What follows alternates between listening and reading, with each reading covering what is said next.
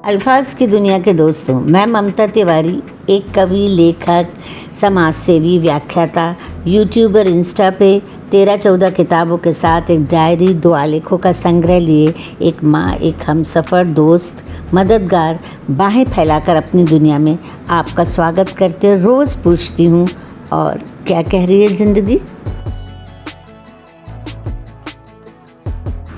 इतनी मुश्किल है क्यों आजकल ज़िंदगी, पहले करती न थी ऐसे छल ज़िंदगी।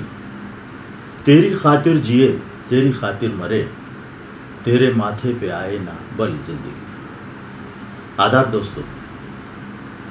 दोस्तों, आज हम एक ऐसी साहित्यकार से, एक ऐसी कलमकार से आपकी मुलाकात करवा रहे हैं कि एक जुमला जिनकी पहचान बन चुका है, वो जुमला है और क्या कह रही है ज़िंदगी।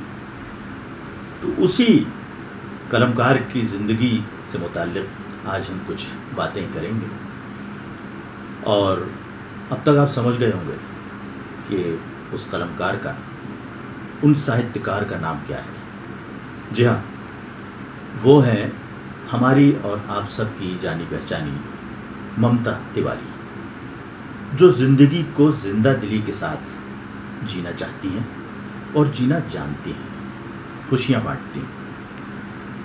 अब तक उन्होंने कई साहित्यकारों के इंटरव्यूज़ किए हैं, कई शख्सियतों को आपसे रूबरू कराया है, और कई हमारे जो महान लेखक और साहित्यकार हैं, उनकी ज़िंदगी से संबंधित कुछ बातों को आपसे शेयर किया है। तो जब एक ऐसी कलमकार जो दूसरे साहित्यकारों और कलमकारों से आपको रूबरू करा रही हैं, तो कई लोगों की ये फरमाइश आई, कई लोगों का ये हुक्म भी हुआ कि खुद उनकी ज़िंदगी क्या है, उनकी ज़िंदगी कैसी है, वो किस तरह ज़िंदगी से बात करती हैं। तो ज़ाहिर है कि हमारा भी फ़र्ज़ था कि हम आपको ममता तिवारी जी से रूबरू कराएं। दरअसल आप सोच रहे होंगे कि मैं कौन हूँ। मैं दरअसल ममता जी ने जब से लेखन की शुरुआत तो उन्होंने बचपन से कर दी थी, जब वो कॉलेज लाइफ में थी, स्कूल में थी। लेकिन उसके बाद जब बाकायदा एक कलमकार की हैसियत से उन्होंने इस मैदान में आना चाहा किताबों के माध्यम से, तब मेरी और उनकी मुलाकात हुई। तो आप यूँ समझ लीजिए कि एक लंबे अरसे से ममता जी के साथ मैं हूँ। उनकी पहली किताब, जो कि 24 अगस्त 2010 को प्रकाशित हुई, उसका विमोचन हुआ। वो पहली किताब मेरे पास रखी हुई है, मैं आपको बताता हूँ। ये है वो पहली किताब, क्या कह रही है ज़िंदगी। यहाँ से ममता जी ने ज़िंदगी से मुखातिब होना शुरू किया। और हाँ, ममता जी का जो पहला जो कार्ड था, इन आमंत्रण पत्र, उस विमोचन के लिए, वो भी मेरे पास महफूज है, सुरक्षित है, रखा हुआ है। ये किताब मेरे पास है। और वहाँ से जो सफ़र शुरू हुआ और ज़िंदगी से जो बातें शुरू हुई, तो वो सिलसिला चलता हुआ आज तक कई किताबों तक फैला। और किताबों से आगे बढ़कर उन्होंने अखबार में लिखना शुरू किया, कई पत्रिकाओं में उन्होंने लिखा। और अब जो हमारा ये जो आधुनिक माध्यम है, सोशल मीडिया, उससे आपसे रूबरू होना शुरू हुई, तो आपके घरों तक पहुँची, आप तक पहुँची। कई किताबें इस बीच में उनकी प्रकाशित हुई। तो आज हम ममता जी से उनके जीवन की शुरुआत यानी बचपन से हम उनसे बातचीत शुरू करेंगे। तो आइए शुरू करते हैं। नमस्कार दोस्तों, आदाब बद्रवास्ती साहब। और मैं सुबह सलामत भी कह सकती हूँ आपको, क्योंकि ये शब्द तो सुबह सलामत बद्रवास्ती साहब का दिया हुआ है। बद्रवास्ती साहब हमारे बहुत पुराने दोस्त हैं, 2010 से वो साक्षी हैं मेरे प्रकाशन के। लेखन मैं बचपन से करती हूँ, लेकिन वो मेरे प्रकाशन के साक्षी हैं।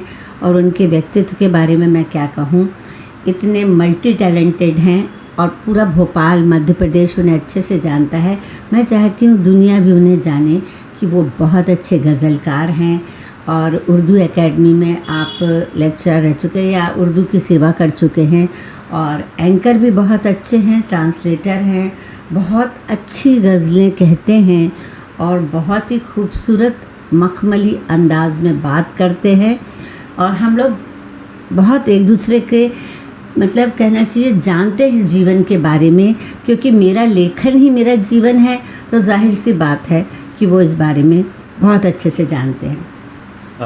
ममता जी, ज़िंदगी के तो बहुत सारे पड़ाव हैं, बहुत बिखरी हुई ज़िंदगी है जी, लेकिन जिस खूबसूरती के साथ आपने उसको समेटा है और ज़िंदा दिली के साथ उसका सामना किया है, तो मैं ये चाहूँगा कि ये जो खूबियाँ आज आपके व्यक्तित्व में नज़र आ रही हैं, आपकी शख्सियत में खिल कर उभर कर सामने आती हैं, आप अपने बचपन से शुरुआत कीजिए। आज हमारे जो देखने वाले हैं, सुनने वाले हैं, कि बचपन आपका किस तरह गुज़रा, बचपन में आप क्या करती थी और किस तरह आपका इस कलम और कागज़ से रिश्ता बना है। जी बिल्कुल। दरअसल हुआ यूँ कि मेरे पिताजी जज थे और हम लोग बहुत छोटे शहरों में रहे, मतलब हमारे लिए और कोई मनोरंजन के साधन नहीं होते थे, स्कूल से आते थे, खेलते थे। और पापा लेकिन जो है छोटे शहरों में तब लाइब्रेरीज होती थी, तो पापा लाइब्रेरी से किताबें लाते थे, तो मैंने बहुत ही छोटी उम्र में पढ़ना शुरू कर दिया हिंदी किताबों को। जाहिर से आते तब हिंदी किताबें हुआ करती थी, और फिर उसके बाद मुझे बड़ा मज़ा आने लगा। आप सोचिएगा कि धर्मवीर भारती की गुनाहों का देवता जो मेरी उम्र नहीं थी, तब मैंने उस किताब को रजाई में घुस के वैसे पढ़ा। तो मैं ये कह रही हूँ कि मुझे हमेशा, मैं इस बात को मानती हूँ कि जब तक आप पढ़ेंगे नहीं तब तक आप अच्छे अल्फाज आपको मिलेंगे नहीं, और तब तक आप लिख नहीं सकते। तो ये सारी चीज़ें साथ में चल रही थी, और घर परिवार वैसे भी सब मेरे को सहयोग करते थे, लेकिन किसी को घर में नहीं पता था कि मैं बहुत मस्तानी, खिलंदड़ी, मतलब अल्हड़ टाइप की छोटी थी घर में, तो वो समझते थे। तो किसी ने कभी नहीं सोचा कि मैं बचपन में लिखा करती थी, और इतना सोचा करती थी कि कभी किसी भिखारी को देख लूँ या किसी गरीब बच्चे के पास किताब कॉपी नहीं हो तो मम्मी से छुपा के घर से चीज़ें ले जाती थी, और ये मेरे जीवन में चलता था, और उन्हीं को देखकर मैंने लिखना सीखा। तो बचपन में आपने कभी अपने हिसाब से स्कूल की कॉपी में होमवर्क करते हुए कुछ लोगों से अपने आप को चुरा कर कुछ लिखा होगा कभी शायद, तो वो हाँ जी, है कुछ याद आप? नहीं, वो मैं एक लड़की के बारे में बात करना चाहती हूँ। जो मैंने सबसे पहला जो लिखा वो था कि पहले तो मैं बातें अपने मन में रखती रही, क्योंकि मुझे लगा कि ये एक अपराध है कोई लड़की, क्योंकि वो दुनिया ऐसी थी कि कोई लड़की जो है कुछ शेर व शायरी करी। जैसे देखिए अमृता प्रीतम ने एक काल्पनिक, क्योंकि उनको प्रेम की कविता लिखनी थी, तो उन्होंने एक काल्पनिक राजन बना लिया था, तो उनके पिता ने उन्हें गलत समझा, उन्होंने उनको अध्यात्म और उस सूफियाना उस पर डाला। बिल्कुल मेरे साथ भी यही था कि मेरे पास कोई ऐसी बात नहीं थी, और बहुत छोटी उम्र थी, इतनी छोटी उम्र में ये लड़की प्रेम के बारे में सोचती है, लोगों को अजीब लगता, तो वो मैं छुप के अपना लिख लेती थी, लेकिन मैंने आज तक कभी किसी को बताया नहीं था। ये बात है। नहीं, मेरा मतलब ये है कि चलिए आपने किसी को नहीं बताया, लेकिन पहली कविता आपके मन में जो आई और जिसको आपने कागज़ पे उतारा। हाँ, देखिए मैं ये बताऊँ आपको कि वो पहली कविता आज मेरे पास नहीं है, क्योंकि क्या हुआ कि मेरी बड़ी, हम लोग 4 भाई बहन हैं, तो मैं बहुत छोटी थी और माँ के पास बहुत फुर्सत नहीं रहती थी, तो मेरी बड़ी बहन ने मुझे पाला है। तो मेरी बड़ी बहन की, मैं 8th में पढ़ती थी तब शादी हुई, और मैं इतना रोई, और उसके बाद उस दिन मैंने पहली कविता जो है, पहली नज़्म कागज़ पर उतारी, और उनके जाने के बाद बहुत दुख में लिखी कि उनके जाने के बाद तो मेरी दुनिया में जैसे कुछ रहा नहीं। तो वो कविता कहाँ चली गई वो मुझे नहीं पता, पर मैं जो थी थोड़ी सी, वैसे उसे बागी नहीं कह सकते, हम इसे ये कह सकते हैं कि मेरी जो उस लड़की के बारे में मैं बात आपको बताऊं कि वो एक लड़की जो दिलेर थी, कभी जब पैदा हुई थी तो रो रो कर पैर पटक कर अपने अस्तित्व को दर्शाने की कोशिश करने लगी, पर नज़र पड़ते ही अपनी माँ पर, क्योंकि मैं चौथी लड़की थी तो सबको बड़ा अजीब लगता था उस ज़माने में इतनी लड़कियाँ। माँ की बेचारगी ने उसे सहना सिखाया, अपनी अहमियत दिखाने की ज़रूरत हुई तुम्हें कैसे, ज़माने की नज़रों में ये नज़र आया, और बस तभी से पैया पैया चलने से स्कूल से कॉलेज तक, कॉलेज से मंडप तक बस सहमी हुई है। कभी जो दिलेर होने की कोशिश करती है बेशर्म कहलाई जाती है, लोगों को चालाक ना नज़र आए इसलिए झट फिर सहम जाती है। मानो सहमना तो उसकी नियति है। उस लड़की से मेरा एक अजीब सा रिश्ता है, उसमें मुझे अपना बचपन देखता है। क्या बात है, बहुत अच्छा। जी। अच्छा ममता जी, ये तो मतलब एक बचपन की बात हो गई, बचपन से आगे चल के किशोरावस्था की बात है। फिर उसके बाद आप जो आगे बढ़ी इन सरहदों से आगे बढ़कर स्कूल और स्कूल के बाद कॉलेज जी की जो आपकी ज़िंदगी है, उसमें आप ज़िंदगी से किस तरह मुखातिब हुई? देखिए, कॉलेज की ज़िंदगी में भी जैसा आपने एक बार मेरे बारे में लिखा था, ये जो है ये इन्होंने दूषण संग्रहालय वालों ने विचार आकलन निकाली थी।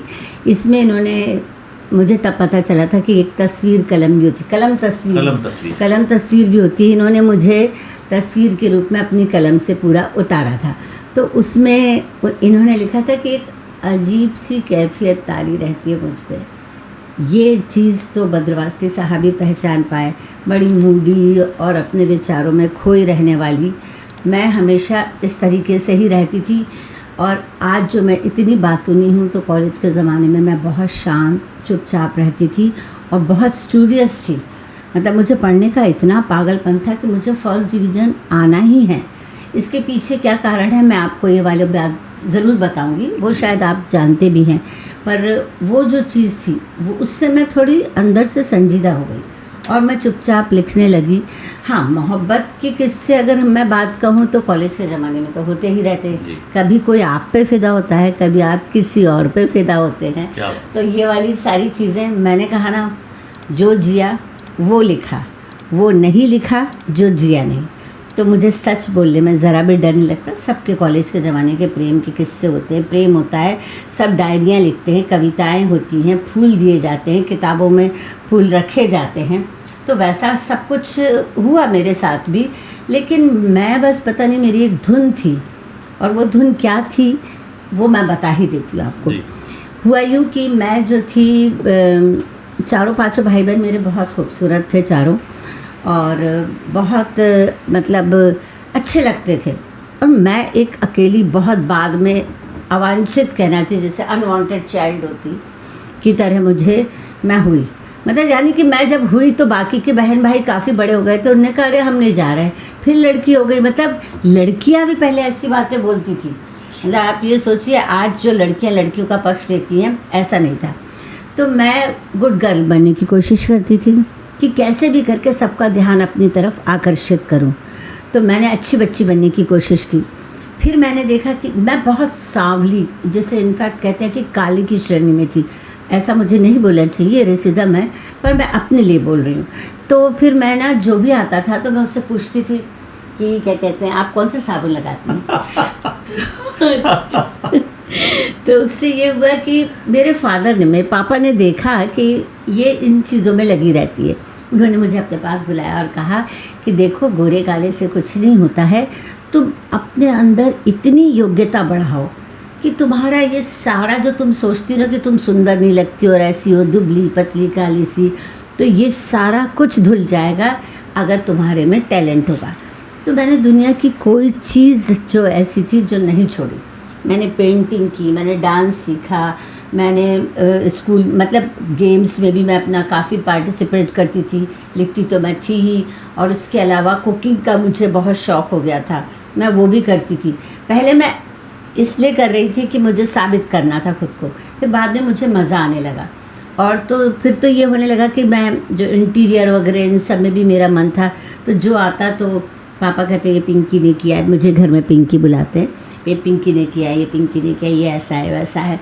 तो धीरे धीरे मेरे पापा ने मुझ में आत्मविश्वास दिलाया। वो पहले व्यक्ति थे जिनके घर में वो कहते थे मेरे यहाँ 4 लड़के 1 लड़की है। मतलब मेरे भाई को हम लोगों के साथ पाला गया है और हम 5 भाई बहन में कोई भेदभाव नहीं था। वो भी, हम जब सब पढ़ने के लिए सुबह उठते थे तो वो भी चाय बनाया करता था, मम्मी सबकी बारी लगाती थी, वो भी खाना बनाया करता था। और सारी चीज़ें मतलब मैनेज करता था। तो हमारे यहाँ लड़के लड़की का भेदभाव नहीं था और मेरे पापा मुझे बहुत ऊंचाइयों पर देखना चाहते थे। तो दोस्तों, अभी ममता जी ने अपने कॉलेज की जब बात मैंने शुरू की तो उन्होंने कहा कि उस ज़माने में हर एक के पास कुछ फूल होते थे और वो फूल किताबों में रखे जाते थे। तो ममता तिवारी जी की जो कॉलेज की ज़िंदगी है उसमें जो फूल उन्होंने किताब में रखे, उसकी महक उनके जीवन में, उनकी ज़िंदगी में आज तक है या नहीं है, या किस रूप में है, हम आपसे उस फूल के बारे में और ममता जी की जो कॉलेज लाइफ है उसके बारे में अगले एपिसोड में बात करेंगे।